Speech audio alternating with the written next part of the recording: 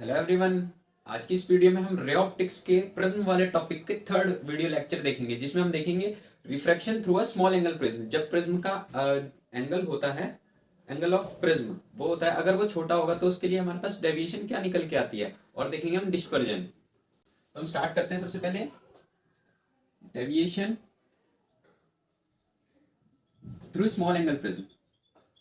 Deviation through small angle prism, ठीक है। तो सबसे पहले स्टार्टिंग कहां से करते हैं हम? डायग्राम से। डायग्राम देखें तो आप मेरी पिछली वीडियोस में देख लेना अगर ना समझ आए तो,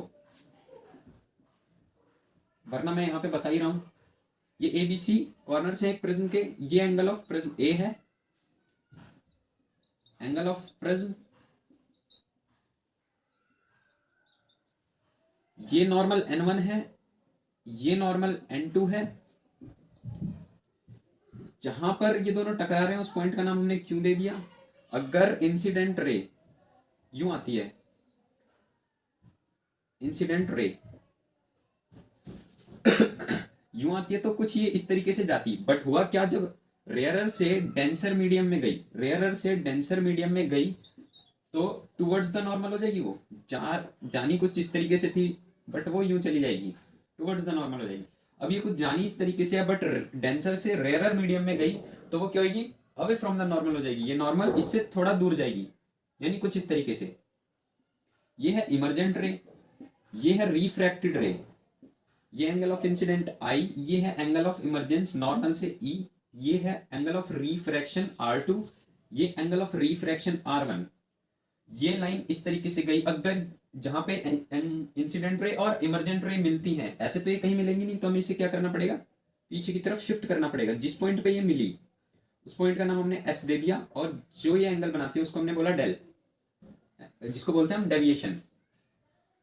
ये R1 है, ये I है, तो ये कितना होगा पूरे में से, ये I जिनमें ये R1, तो ये भी पूरा I होगा, ये वाला ये पूरा I के बराबर होगा, जिनमें से R1 ये है, तो ये कितना हो जाएगा I माइनस R1, और ये इसी तरीके से ये E minus R2, E minus R2, ठीक है।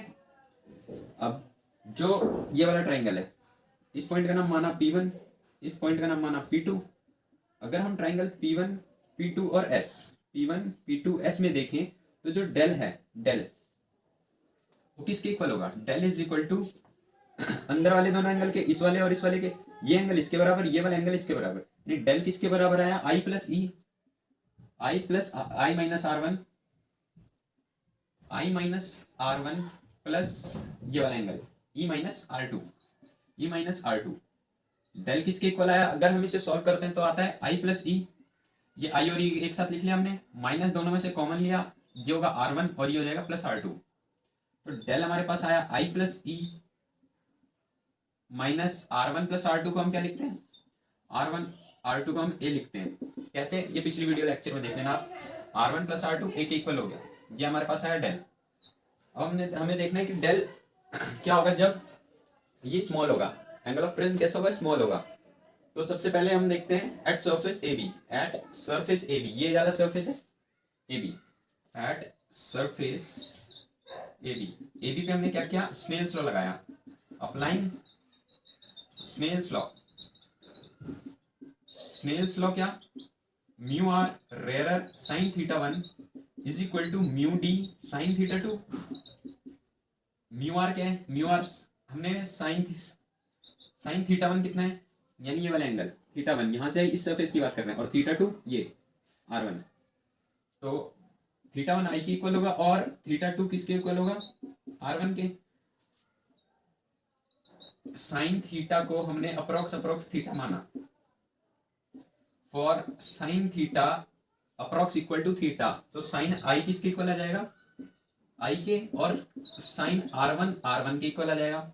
जिसमें हम अगर I की बात करें, I कितना आता है, तो I हमारे पास आएगा mu d upon mu r R1, और जिसमें से R1 क्या है, रेयर मीडियम, जो क्या है एयर का, और एयर का रिफ्रैक्टिव इंडेक्स 1 होता है, तो यहाँ पे 1 लिखते हैं हम, तो म्यू डी अपॉन 1, इसको हम म्यू ही लिख सकते हैं डायरेक्ट, म्यू लिख दे, जिसमें से म्यू किसका है, ये refractive index of glass prism का।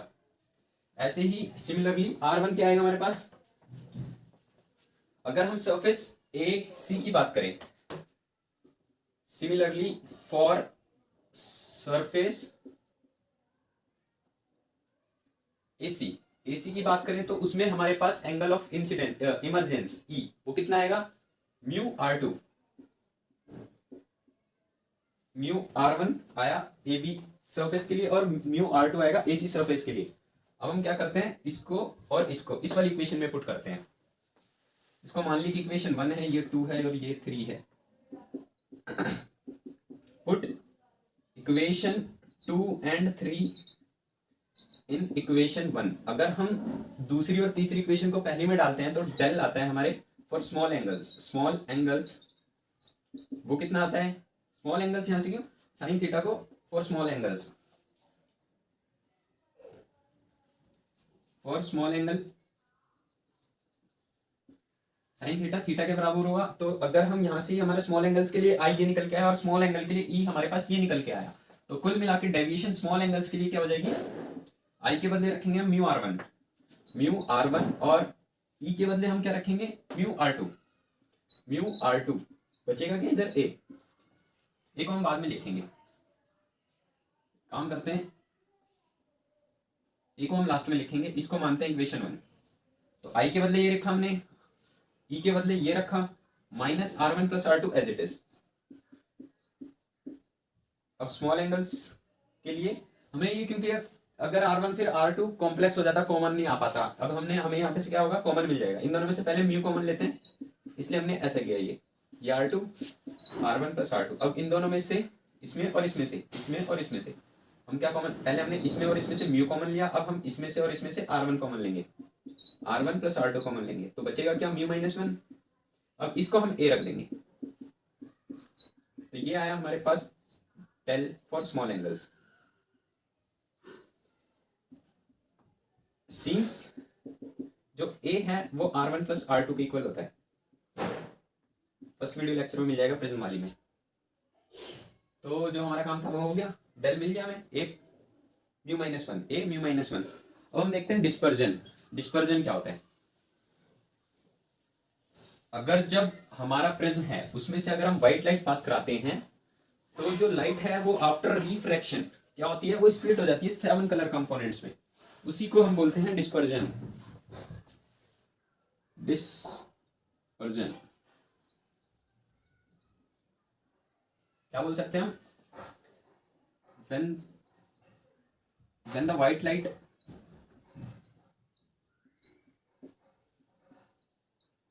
white light split into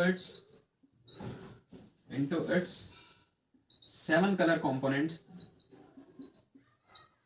7 colors component after refraction through prism। आसान शब्दों में बात करें तो हम यानी जब हमारा prism when the white light ये है हमारी पास white light, ये है white light, when the white light is split into its 7 color components, 7 color components after refraction through prism। Refraction होने के बाद वो क्या होता है, 7 कलरों में बढ़ जाती हैं, उसको हम क्या बोलते हैं, डिस्पर्जन। ये व्हाइट लाइट जो हुई क्या 7 कलर कंपोनेंट में बट गई, जिसका ये कलर आया violet, indigo, blue, green, yellow, orange और रेड। अब ये होता है हमारे पास डेल, अगर हम इसको बेंड करें तो यहां से हमें सबसे ज्यादा बेंड, सबसे ज्यादा डेविएट कौन सी हुई, वायलेट। तो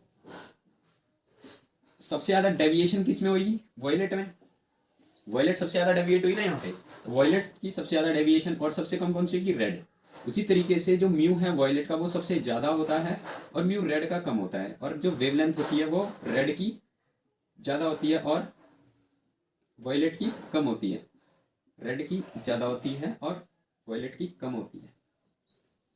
अब हम बात करते हैं एंगुलर डिस्पर्जन क्या होता है, मीन डेविएशन क्या होती है और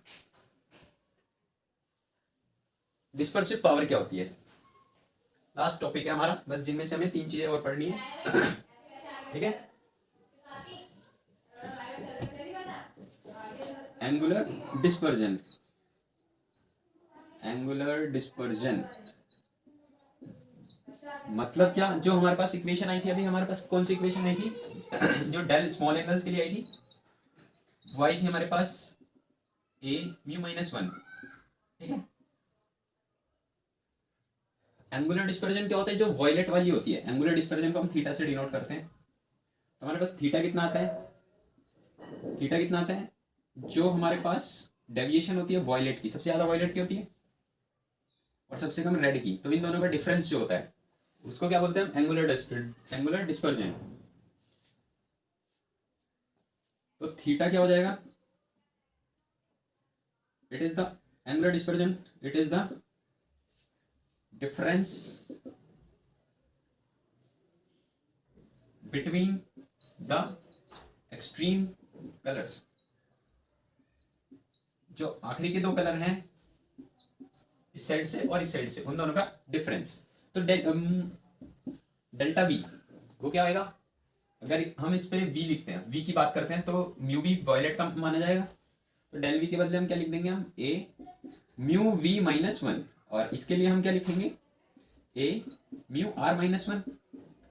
अब इन दोनों को सॉल्व करते हैं तो हमारे पास mu V minus mu R into A, ये आता है हमारे पास एंगुलर डिस्पर्जन। ठीक, अब बात करते हैं मीन डेविएशन की। मीन डेविएशन, मीन डेविएशन इसको हम किससे डिनोट करते हैं, इसको डेल मीन से। ये क्या होता है,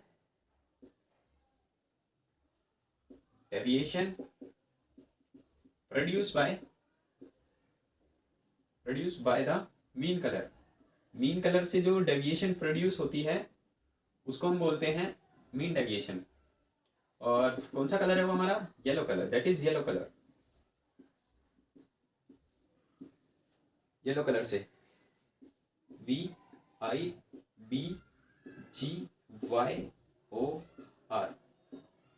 1 2 3 1 2 3 इधर से। तो ग्रीन इस तरीके से क्या होना चाहिए, मीन कलर, ग्रीन को होना चाहिए था मीन कलर, बट ग्रीन को हम नहीं लेते हैं, हम लेते हैं येलो वाले को। तो मीन कलर हमारे पास क्या है, येलो। कायदे से तो ग्रीन होना चाहिए था, बट हम येलो लेते हैं। तो डेल मीन क्या हो जाएगा हमारे पास, डेल मीन ए येलो का रिफ्रैक्टिव इंडेक्स -1, तो ये आएगा हमारे पास डेल मीन। अब हमारा लास्ट टॉपिक क्या है, डिस्पर्सिव पावर। बस लास्ट टॉपिक है ये प्रिज्म वाले चैप्टर का, इसके बाद हमारे प्रिज्म वाले चैप्टर के सारे topic finish. Dispersive power 3 video है प्रिज्म वाले टॉपिक के ऊपर, उसके बाद हमारा ये खत्म हो जाएगा प्रिज्म वाला टॉपिक, जिसमें डिस्पर्सिव पावर को हम किससे, ओमेगा से डिनोट करते हैं। और ओमेगा क्या होता है, ratio to the dispersion, angular dispersion, ratio by the angular dispersion to mean deviation. तो ओमेगा हमारे पास क्या है, theta upon del mean. Omega कुल मिला के क्या जाएगा, थीटा कितना है हमारे पास, mu V minus mu R, mu V minus mu R into A upon del mean कितना है हमारे पास, mu Y minus 1 into A से ए कटेगा, हमारे पास डिस्पर्सिव पावर क्या आ जाएगी, दिस वन। बस इतना ही है इसके अंदर प्रिज्म वाले के टॉपिक में। इसी के साथ हमारे प्रिज्म वाले टॉपिक पूरे कंप्लीट हो गए।